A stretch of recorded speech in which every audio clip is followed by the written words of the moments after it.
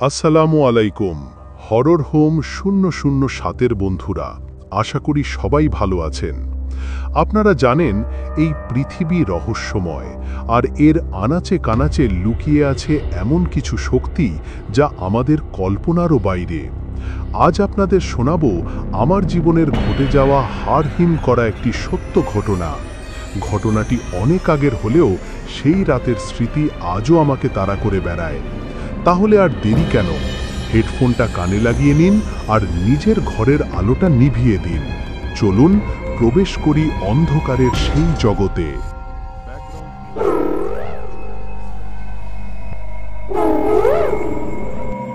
তখন আমি ক্লাস 5-এ পড়ি। গ্রামে আমাদের 2টি পুকুর ছিল, লিজ নেওয়া। মাছ চাষের জন্য পুকুরে প্রচুর পোনা ছাড়া হতো। গ্রামের নিয়ম অনুযায়ী বর্ষাকালে বা বৃষ্টির সময় পুকুর উপচে পানি যেন নষ্ট না হয়, তাই পার কেটে দেওয়া হতো। সেই পথ দিয়ে বৃষ্টির অতিরিক্ত পানি জমিতে চলে যেত, আর জমির দেশি মাছ উল্টো স্রোতে পুকুরে ঢুকে পড়ত। আমাদের পুকুরটার অবস্থান ছিল বেশ অদ্ভুত এবং গা ছমছমে। পুকুরের দক্ষিণ পাশেই জমি, মাঝখানে মাত্র 10-12 ফিটের সরু জায়গা। জায়গাটা দিনের বেলাতেও কেমন যেন অন্ধকার হয়ে থাকত।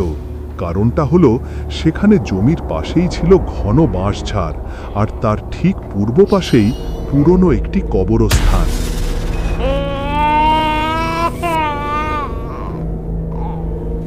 বাঁশঝাড় আর কবরস্থানের ঠিক মাঝ বরাবর দাঁড়িয়েছিল বিশাল আকৃতির এক তেঁতুল গাছ।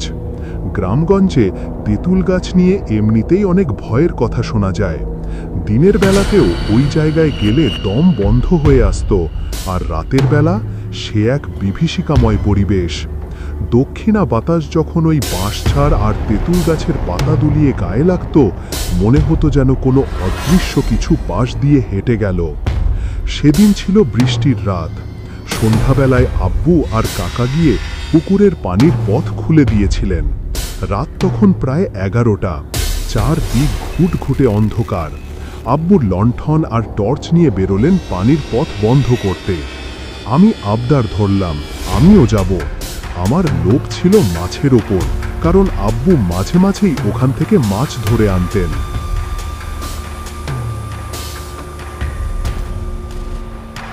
আমরা পৌঁছালাম। পুকুরের সিঁড়িতে আবছা আলোয় দেখলাম কিছু কুচো চিংড়ি বসে আছে। আমি কয়েকটা ধরলাম, কিন্তু আব্বুর কথায় ছেড়ে দিলাম। আব্বু পানির পথের কাছে কাজ করছিলেন, আমি টর্চ হাতে দাঁড়িয়ে। হঠাৎ দেখলাম জমি থেকে স্রোতের বিপরীতে একটা মাছ পুকুরের দিকে ছুটছে। উত্তেজনায় আমি আব্বুকে বললাম, আব্বু আমি মাছটা ধরব। আব্বু রাজি হলেন। মাছটা যখন জালের কাছে এসে আটকে গেল, আমি খপ করে ধরে ফেললাম। বেশ বড়সড় মাছ। হাতে নিয়ে আমি পানি থেকে অনেকটা দূরে শুকনো মাটিতে উঠে এলাম, যাতে মাছটা ফসকে আবার পানিতে না পড়ে। আব্বুর হাতে তখন লাইট। হঠাৎ কি জানি হলো, মাছটা আমার হাত থেকে পিছলে মাটিতে পড়ে গেল। খেয়াল করবেন, মাছটা কিন্তু পানিতে পড়েনি, পড়েছে শুকনো মাটিতে। আব্বু সাথে সাথে লাইট ধরলেন, কিন্তু এ কি? মাছটা যেন কর্পূরের মতো হাওয়ায় মিলিয়ে গেল। ওটা পানিতেও যায়নি, যাওয়ার সুযোগও ছিল না। আমি পাগলের মতো এদিক সেদিক খুঁজলাম, কিন্তু নেই। ঠিক তখনই পরিবেশটা পাল্টে গেল। হঠাৎ করেই চারদিকে প্রচণ্ড জোরে বাতাস শুরু হলো। অদ্ভুত ব্যাপার হলো, সেই বাতাসে শুধু ওই বাঁশঝাড়টাই নড়ছিল, বাকি সব গাছপালা ছিল স্থির। মনে হচ্ছিল কেউ একজন বাঁশঝাড়ের আড়াল থেকে আমাদের দিকে তাকিয়ে আছে, প্রচণ্ড রাগে ফুঁসছে। আব্বু হয়তো কিছু বুঝতে পেরেছিলেন। তিনি কোনো কথা বললেন না। মাছ খোঁজা বাদ দিয়ে শক্ত করে আমার হাত ধরলেন। তার হাতের সেই চাপে আমি বুঝতে পারছিলাম তিনি কতটা ভয় পেয়েছেন। প্রায় টেনে হিঁচড়ে আমাকে নিয়ে বাড়ির দিকে হাঁটা দিলেন। আমি বারবার জিজ্ঞাসা করলাম, আব্বু মাছটা তো পেলাম না, চলে যাচ্ছি কেন? আব্বু কোনো উত্তর দিলেন না, শুধু বিড়বিড় করে দোয়া পড়ছিলেন। বাড়িতে এসে আব্বু শুধু বললেন, মাছ পানিতে চলে গেছে। কিন্তু আমি জানতাম সেটা অসম্ভব। সেদিন রাতে আব্বু আমাকে আর ছোট ভাইকে নিয়ে তাদের সাথেই ঘুমালেন। তিনি নিজে থেকেই বললেন একসাথে ঘুমানোর কথা।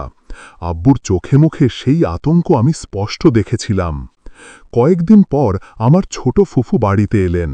কথার ছলে তিনি বললেন, জিন বা খারাপ শক্তিরা মাঝে মাঝে মাছের রূপ ধরে মানুষকে ধোঁকা দেয়। এ কথা শোনার পর আমার শরীরের রক্ত হিম হয়ে গেল। আব্বু তখন স্বীকার করলেন, সেদিন তোর হাতে ওটা মাছ ছিল না। মাছ হলে মাটিতে পড়ার পর দেখা যেত, ওটা পড়ার সাথে সাথেই অদৃশ্য হয়ে গিয়েছিল। আজও ভাবলে আমার গা শিউরে ওঠে। সেই রাতে আমার হাতে ওটা কি ছিল? মাছ, নাকি মাছের ছদ্মবেশে অন্য কিছু? হয়তো সেদিন আব্বু সঠিক সময় আমাকে না ফিরালে আজ এই গল্প শোনানোর জন্য আমি বেঁচে থাকতাম না। গ্রাম বাংলার আনাচে কানাচে এমন অনেক ঘটনা ঘটে যা বিজ্ঞানের ব্যাখ্যায় মেলে না। আমার সাথে ঘটা এই ঘটনাটি আপনাদের কেমন লাগলো তা কমেন্ট করে জানাতে ভুলবেন না। আপনার সাথেও যদি এমন কোনো ভৌতিক ঘটনা ঘটে থাকে তবে আমাদের লিখে পাঠান। ভালো থাকবেন, সুস্থ থাকবেন, আর হ্যাঁ, রাতের বেলা সাবধানে থাকবেন, কারণ অন্ধকার কখনো একা আসে না।